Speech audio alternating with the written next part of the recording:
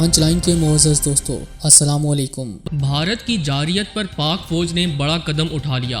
قمر باجوہ نے اگلے مورچوں پر تازہ دم دستے بھجوانے کا حکم دینے کے علاوہ بھاری اسلحہ بارڈر پر پہنچانے کا آرڈر دے دیا، جس کے بعد پاک بھارت جنگ کے خطرات بڑھ گئے۔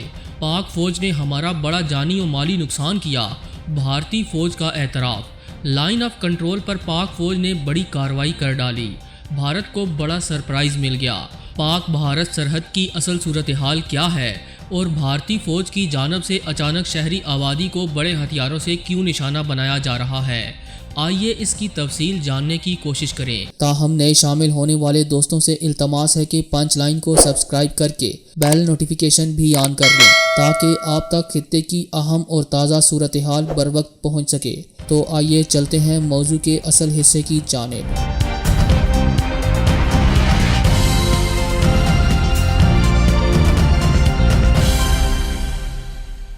دوستو، اس بات سے تو آپ واقف ہیں کہ چند روز قبل بھارت کی جانب سے کشمیر کے محاذ کو میدان جنگ بنانے کی کوشش کی گئی۔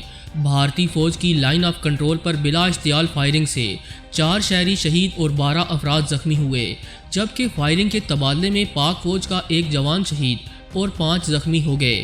پاک فوج کے شعبہ تعلقات عامہ ISPR کے مطابق بھارت نے اندرونی مسائل سے توجہ ہٹانے کے لیے LOC پر محاذ کھولا۔ 7 اور 8 نومبر کو مبینہ طور پر بھارتی فوج کی مقبوضہ وادی کے ضلع کپواڑہ میں حریت پسندوں کے ساتھ جھڑپ ہوئی۔ جھڑپ حریت پسندوں اور بھارتی فوج کے مابین مقبوضہ وادی میں ہوئی، جس میں 4 بھارتی فوجیوں سمیت کچھ ہلاکتیں بھی ہوئیں۔ ترجمان پاک فوج کا کہنا ہے کہ مقبوضہ وادی میں ذلت کا سامنا کرنے پر خفت مٹانے کے لیے 13 نومبر کو بھارتی فوج نے LOC پر بلا اشتعال فائرنگ اور مارٹر گولے فائر کیے۔ شہری آبادی پر فائرنگ سے 4 افراد شہید اور 12 افراد زخمی ہوئے۔ تازہ ترین اطلاعات کے مطابق بھارتی فوج نے وادی لیپا، وادی نیلم، جوار، سیکٹر شاہ کوٹ اور باغ ویلی میں فائرنگ کا سلسلہ جاری رکھا ہوا ہے۔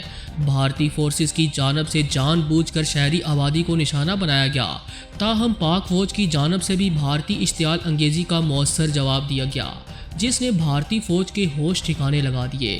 خبر یہ بھی ہے کہ پاک فوج کی بروقت کارروائی پر بھارتی فوج کا بڑا جانی اور مالی نقصان ہو چکا ہے، جس کی تصدیق خود بھارتی جرنیل کر رہے ہیں، جبکہ بھارتی میڈیا بھی چیخ چیخ کر دنیا کو بتلا رہا ہے کہ پاک فوج نے بھارتی فوج کی ٹھکائی کر دی۔ ناظرین گرامی، جنت نذیر وادی سے آنے والی خبروں کے مطابق وادی کشمیر میں تعینات بارڈر سیکیورٹی فورس یعنی BSF کے انسپکٹر جنرل راجیش مشرا نے گزشتہ روز ایک اہم بیان جاری کیا۔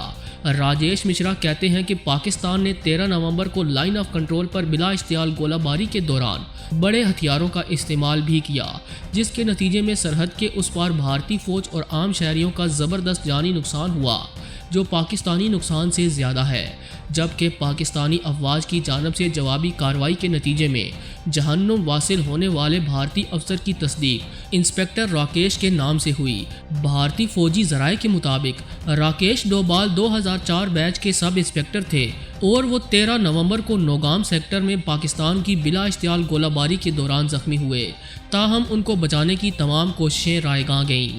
بھارت کی اشتعال انگیزی پر پاکستانی افواج مکمل الرٹ ہیں اور اعلیٰ قیادت ہنگامی میٹنگز بھی کر رہی ہے، جبکہ یہاں آپ کو ایک اور اہم خبر سے بھی شناسائی دیتے چلیں کہ پاک فوج کے سربراہ جنرل قمر جاوید باجوہ صاحب نے جنگی حکمت عملی کے تحت بارڈر کی نازک صورتحال کو دیکھتے ہوئے بڑا حکم جاری کر دیا۔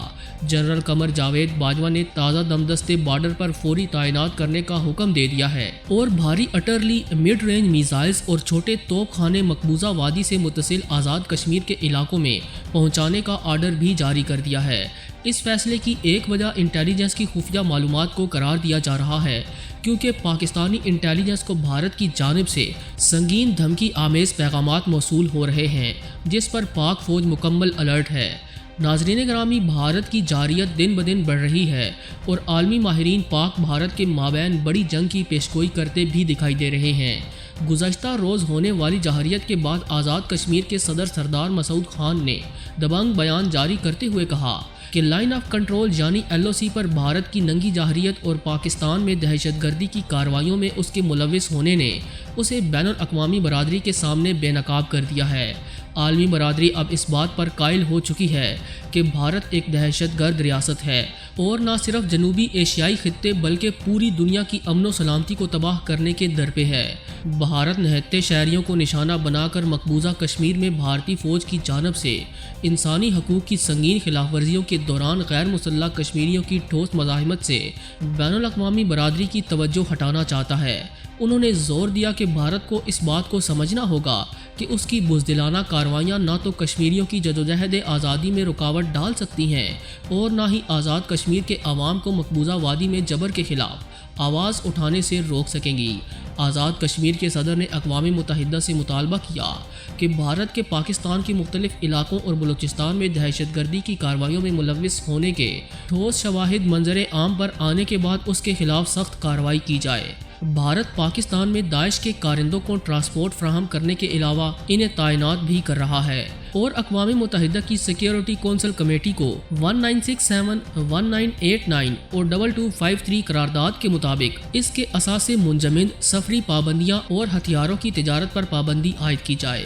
دوستو، دوسری جانب پارلیمانی کمیٹی برائے کشمیر شہریار خان آفریدی نے گزشتہ روز دیوالی کے موقع پر پوری دنیا کو انتہائی اہم پیغام دیتے ہوئے کہا کہ پاکستان اپنے کشمیری بھائیوں کے شانہ بشانہ کھڑا ہے اور پاکستان بھارتی ناجائز قابض افواج کے خلاف کشمیریوں کو سفارتی، اخلاقی اور سیاسی مدد فراہم کرتا رہے گا۔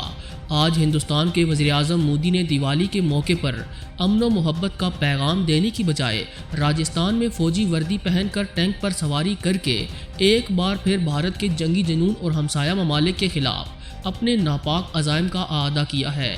تاہم پاکستان ہندوستان کے توسیع پسندانہ عزائم کا مقابلہ کرتا رہے گا اور دنیا کو یہ باور بھی کروائے گا کہ دہشت گرد ملک پاکستان نہیں بلکہ ہندوستان ہے۔ دوسری جانب پاکستان نے بھارتی دہشت گردی کے ناقابل تردید ثبوت دنیا کے سامنے پیش کرتے ہوئے عالمی برادری سے اس کا نوٹس لینے کا مطالبہ کر دیا ہے۔ وزیر خارجہ شاہ محمود قریشی اور ISPR کے ترجمان میجر جنرل بابر افتخار نے گزشتہ روز میڈیا سے گفتگو کرتے ہوئے کہا کہ بھارتی ریاستی دہشت گردی کے بارے میں مزید خاموش رہنا پاکستان اور نہ ہی جنوبی ایشیا کے مفاد میں ہے۔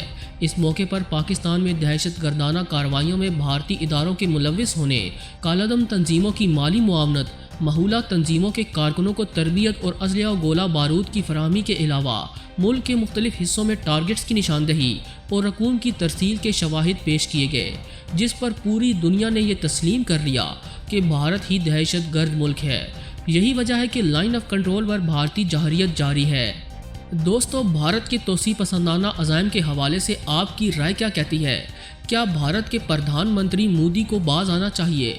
اپنی رائے کا اظہار کمنٹ سیکشن میں لازمی۔ پوری امید ہے کہ آج کی یہ ویڈیو آپ کو بے حد پسند آئی ہوگی۔ ویڈیو پسند آنے کی صورت میں اسے لائک کرتے ہوئے دیگر دوستوں سے شیئر کریں اور ہمارے چینل کو سبسکرائب کرنا ہرگز نہ بھولیں۔